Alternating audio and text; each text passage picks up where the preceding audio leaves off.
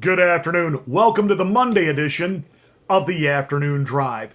Recently, I was asked by someone, as a pastor, how can you constantly be attacking the Democrats? Now, I really had to be careful how I answered that question, but it really did get me thinking. And I've said many times on here and on my radio program, there's not a dime's worth of difference between establishment Democrats and establishment Republicans.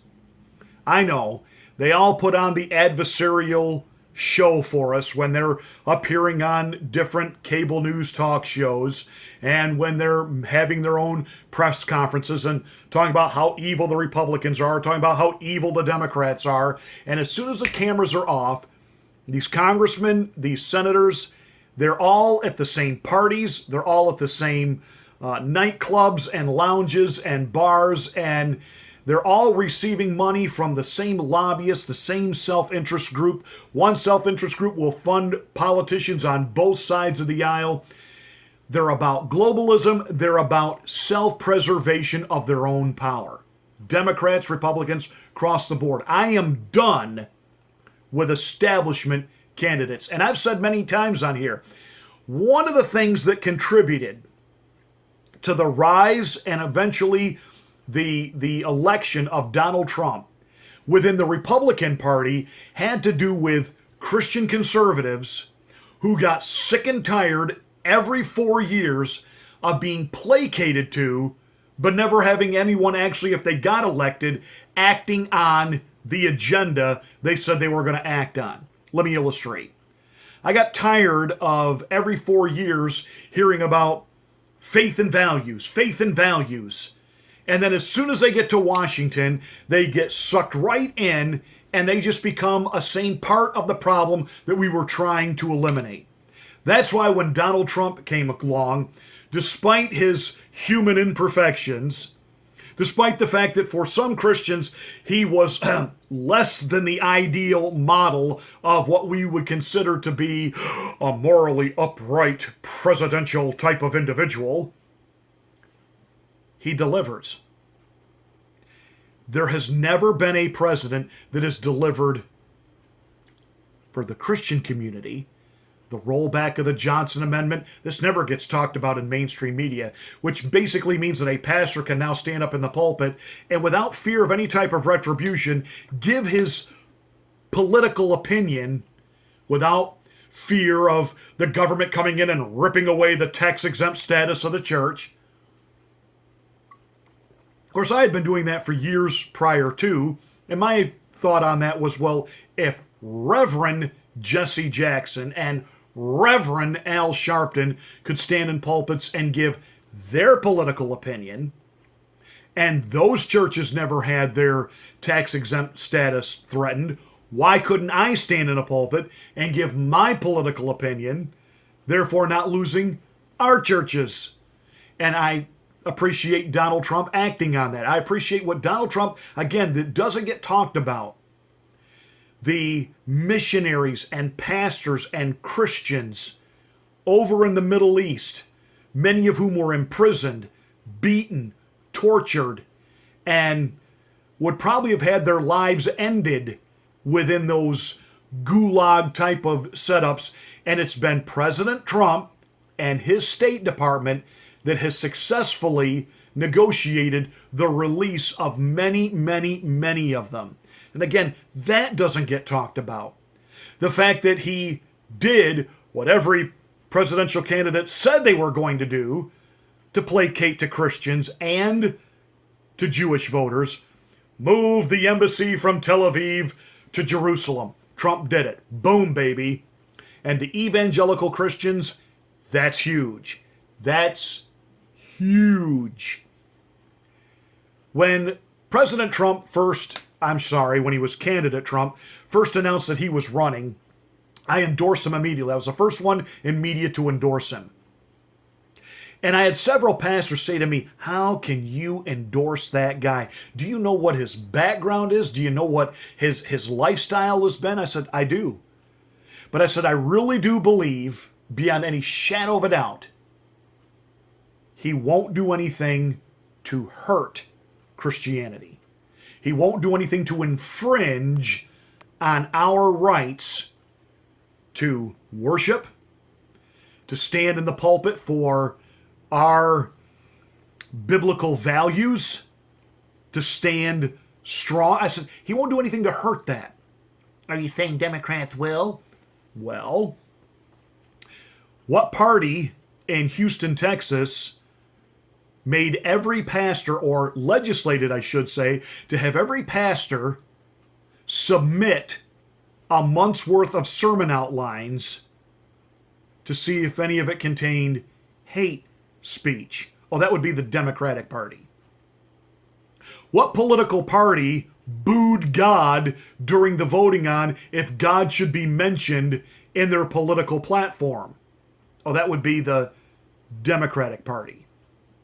What party is it that stands not only for abortion, but infanticide? The post-birth abortion of a baby. Now, no matter where you are on the abortion issue, I think even you would concede that would kind of cross that line into that thou shalt not kill.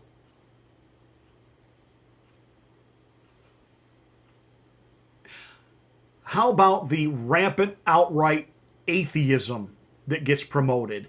The sexual deviancy, the morality breakdown. I mean, it all tends to fold into one direction, under one umbrella, under one particular party. Now, I know, Republicans say the right things and still govern like Democrats. I get that. That's why I'm a conservative. I'm a conservative. I don't vote by party affiliation. As a pastor, yes, I do vote my biblical values. I also vote for sanity. And I don't think anybody can argue right now that the left has gone absolutely off the rails, bat crap insane. I mean, just absolute insanity. And by the way, whether you think of it as a biblical issue or not, the Democrats are making a hard push, a hard sell for socialism. And I guarantee you, Biden will too. Oh, yes, he will. You have Bernie as the leader of the pack on that issue, but every other Democratic candidate is running the same way, and somehow Joe Flip-Flop Biden will have a modified form of socialism. See, Biden's going to go after the blue-collar Democrat, and to draw the Bernie support away, he's going to propose a modified socialism, which is what Karl Rove has been counseling Bernie to do that he hasn't done yet. And Biden's going to hear that as the winning strategy. Were you saying the Bible teaches a political ideology over another? Absolutely. Absolutely. If you study the Word of God in even just a cursory, you understand that God ordained three institutions: the family, the church, government. In fact, he established the government before he established the church. Isn't that kind of interesting? Originally, it was a theocracy. God ruled. The people clamored for a king. He said, fine, you'd rather have a king? Fine, you got it. And they had good kings, they had bad kings. And so it is with government today now, thousands of years later, that it is, some are good, some are not good, and some are outright evil. I mean, just outright, absolutely evil. Would anyone argue that the Bible would be detrimentally opposed to neo-Nazism and socialism? Well, you can't say that socialism is against the Bible because Jesus was all about helping your fellow man. Jesus was about you and me helping our fellow man out of our heart as we yield and are willing to do so, not out of a government mandate. And the one place in Scripture where we have socialism practiced, it failed miserably. The church at Jerusalem decided, hey, you know what we need to do? We need to sell all of our stuff and live together. That was kind of like the first hippie commune. And in this hippie commune, they were going to have all things equal. Where have I heard this before? Didn't the Pilgrims attempt this asinine stupidity? So they tried this hippie commune. It failed miserably. More we're taking out than we're putting in, i.e. socialism. Some people just, I have the right to an income because I'm a human being, so they would just take. And so you had a few putting in, everybody taking, didn't work. The Apostle Paul had to go to the church at Corinth. Now, Corinth was considered not your perfect church. They had some problems, but they were fiscally responsible. So Paul went to the church at Corinth and said, hey, I need you to take up an offering for your brethren in Jerusalem. It's a one-time offering. Show them the proof of your love. Bail them. They're bankrupt. Bail them out. If they get themselves in that situation again, I'm not asking you to give them any more money. They got to learn from this. So yeah, the Bible teaches against socialism. In particular, when God told Adam, you will now earn the right to eat by the sweat of your brow. That sounds a lot like work to me. Workfare. By the way, my issue with welfare isn't even about, are you opposed to taking care of poor people? No, I'm about teaching people to take care of themselves for the rest of their lives, to have some self-worth, self-pride. God doesn't want you on welfare. God wants you to fare well. This whole, I've come that you might have life and have it more abundantly, that's not TV evangelist speak. God wants you to do well, and he wants you to be free, which is exactly why the framers of our government understood where our freedom came from. It didn't come from them. It came from inalienable rights given to us by our Creator. So yes, there is politics in the Bible. And yes, as a pastor, I take a hard political stand on issues. And I'm sorry, but the Democrats, whether you like it or not, whether you're willing to admit it or not, on most issues are on the wrong side of sanity, of Bible. They are.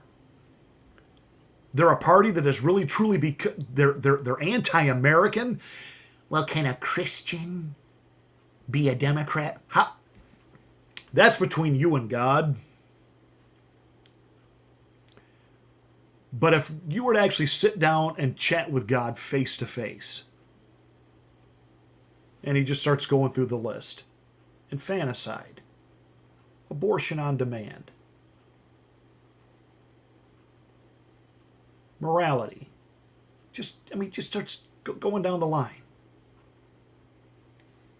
What would you say? What would you say? And again, I told you, establishment Republicans, I got no more use for them than... You have to vote on those individual candidates and where they stand. That's why we love Donald Trump. And he is recreating the Republican Party. I'm a conservative. I'm not a Republican.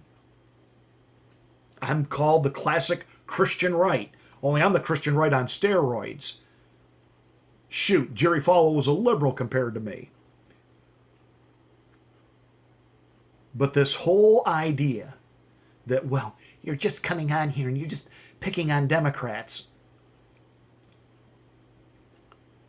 What has their party done to inner city America where they control things?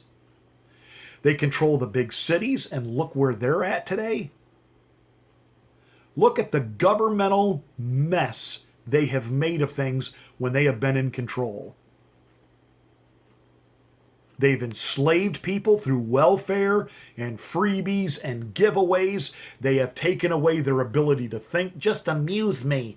Give me a free cell phone and free gigs so I can watch videos and play games. They're not thinking. They're sheeple. Lined up for the slaughter. That's why I take the political stands that I take. I know, kind of a different afternoon drive chat today, but I just kind of, I wanted to get that out there so you know where I stand. Thank you so much for watching this channel. Spread the word. Hit the subscription button if you haven't subscribed yet to the channel. Smack the bell. Get my next rant.